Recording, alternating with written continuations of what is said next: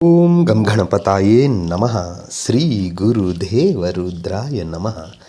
ಎಲ್ರಿಗೂ ನಮಸ್ಕಾರ ಸ್ನೇಹಿತರೆ, ನಾನು ನಿಮ್ಮ ಪ್ರಕಾಶ್. ಸ್ನೇಹಿತರೆ, ಇಂದು ನಾನು ನಿಮಗೆ ಶತ್ರುನಾಶಕ್ಕೆ ಬಲಶಾಲಿಯಾದಂತಹ ಯಂತ್ರ ಮತ್ತು ಮಂತ್ರ ಎರಡನ್ನೂ ತೆಗೆದುಕೊಂಡು ಬಂದಿದ್ದೀನಿ. ಇದನ್ನು ಹೇಗೆ ಮಾಡಬೇಕು ನಾನು ತಿಳಿಸ್ಕೊಡ್ತೀನಿ.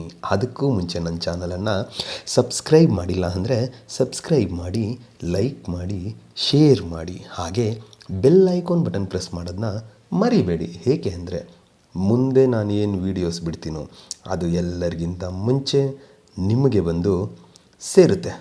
ಸ್ನೇಹಿತರೆ, ಬನ್ನಿ ಇದರಿಂದ ಏನೇನು ಪ್ರಯೋಜನ ತಿಳ್ಕೊಣ. ಮೊದಲನೆಯದಾಗಿ ಶತ್ರುಗಳು. ಏಕೆಂದರೆ ಶತ್ರುಗಳು ರಾತ್ರೋರಾತ್ರಿ ಉದ್ಭವ ಆಗಿಬಿಡ್ತಾರೆ. ಅವರು ನಮ್ಮ ರಕ್ತ ಸಂಬಂಧದಲ್ಲಿರ್ಬೋದು, ಅಥವಾ ಹಿತಶತ್ರುಗಳಿರ್ಬೋದು, ಅಥವಾ ಜೊತೆಯಲ್ಲೇ ತಿಂದು ತುಂಬ ಆತ್ಮೀಯರಾಗಿರುವ ಸ್ನೇಹಿತರಾಗಿರ್ಬೋದು, ಅಕ್ಕಪಕ್ಕದ ಮನೆಯವರಾಗಿರ್ಬೋದು, ಇಲ್ಲ ಆಫೀಸಲ್ಲಾಗಿರ್ಬೋದು. ನೋಡಿ, ಈಗ ಜೊತೆಲೇ ಇರ್ತಾರೆ ಫ್ರೆಂಡ್ಸು. ಈಗ ನಾವು ಬೆಳೀತಾ ಇದ್ದೀವಿ ಅಂತ ಹೇಳಿದರೆ ಅವ್ರಿಗೆ ಒಳಗೆ ಹೊಟ್ಟೆ ಕಿಚ್ಚು ಸ್ಟಾರ್ಟ್ ಆಗುತ್ತೆ. ಇವ್ರು ಹೆಂಗಾದರೂ ಸರಿ ಇವರು ಉದ್ಧಾರ ಆಗಬಾರ್ದು, ಹಾಳು ಮಾಡಬೇಕು ಅಂತ ಕೆಲವು ಜನ ಕಾಯ್ತಾರೆ. ಎಲ್ಲರೂ ಅಲ್ಲ, ಅದರಲ್ಲಿ ಕೆಲವರು. ಇನ್ನು ಆಫೀಸ್ ವಿಚಾರಕ್ಕೆ ಬಂತು ಅಂದರೆ ಬೇಕು ಅಂತ ಹೋಗಿ ಬಾಸ್ಗಳಿಗೆ ಚಾಡಿ ಇಡೋದು ನಿಮ್ಮ ಬಗ್ಗೆ.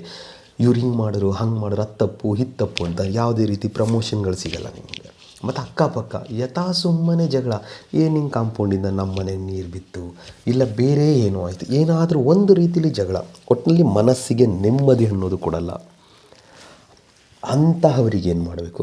ಇಲ್ಲ ಯಥಾ ಸುಮ್ಮನೆ ನಿಮಗೆ ಬರ್ತಾ ಇರೋ ಜಾಗ, ಜಮೀನು ವಿಚಾರದಲ್ಲಿ ಅವರು ಸುಮ್ಮನೆ ಅಡ್ಡ ಬರೋದು, ಅದು ನಮಗೂ ಬರಬೇಕು ಅನ್ನೋದು, ಕೋರ್ಟ್ ಕಚೇರಿ ಹೋಗೋದು, ಈಗೆಲ್ಲ ಮಾಡ್ತಾಯಿದ್ರೆ ಅಂಥವರಿಗೆ ಈ ಕ್ರಿಯೆ ಅನುಭವಿಸುತ್ತೆ. ಅಂದರೆ ಈ ಕ್ರಿಯೆ ಬಂದು ಕೇವಲ ಒಬ್ಬರ ಮೇಲೆ ಮಾತ್ರ ಮಾಡಿದರೆ ಅನ್ವಯ ಆಗುತ್ತೆ. ಏನು ಮಾಡಬೇಕು?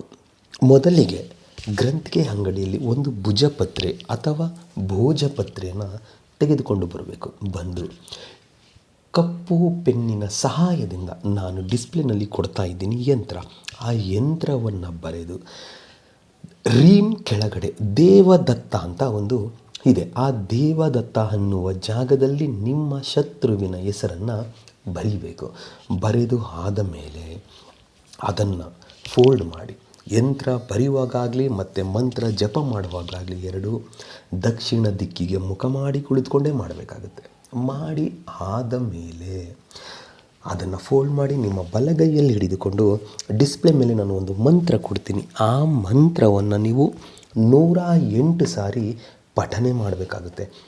108 ಸಾರಿ ಪಠನೆ ಮಾಡಿ ಮುಗಿದ ಮೇಲೆ ಆ ಯಂತ್ರವನ್ನು ತೆಗೆದುಕೊಂಡು ಹೋಗಿ ದೇವರ ಮನೆಯಲ್ಲಿ ಇಟ್ಟು ತ್ರಿಸಂಧ್ಯಾ ಕಾಲದಲ್ಲಿ 3 ದಿನಗಳವರೆಗೆ ಪೂಜೆ ಮಾಡಬೇಕು. ತ್ರಿಸಂಧ್ಯಾ ಕಾಲ ಅಂದರೆ 3 ಸಮಯದಲ್ಲೂ ಅದನ್ನು ಪೂಜೆ ಮಾಡಬೇಕಾಗುತ್ತೆ. ಪೂಜೆ ಮಾಡಬೇಕಾದ್ರೆ ಯಂತ್ರದ ಮೇಲೆ ಮತ್ತು ದೇವರ ಮನೆಯಲ್ಲಿ ಹಳದಿ ಬಣ್ಣದ ಹೂವನ್ನು ಉಪಯೋಗಿಸಬೇಕು. ಅಂದರೆ ದೇವರಿಗೆ ಏರಿಸಬೇಕು.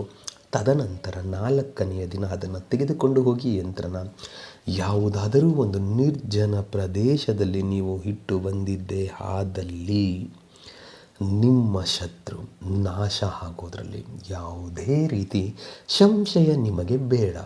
ಅದಕ್ಕೆ ಮಂತ್ರ ಹೀಗಿದೆ: ಓಂ ಅಲ್ಲಯೂನ ಲ ಲ ಲ ಹಮುಖಿ ನಾಶನಂ ಟಂ ಟಂ ಟಂ ಟಂ ಟಂ ಟಂ ಸ್ವಾಹ.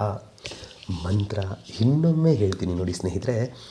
ಓಂ ಹಲ್ಲಯೂನ ಲ ಲ ಲ ಹಮುಖಿ ನಾಶನಂ ಟಂ ಟಂ ಟಂ ಟಂ ಟಂ ಟಂ ಸ್ವಾಹ.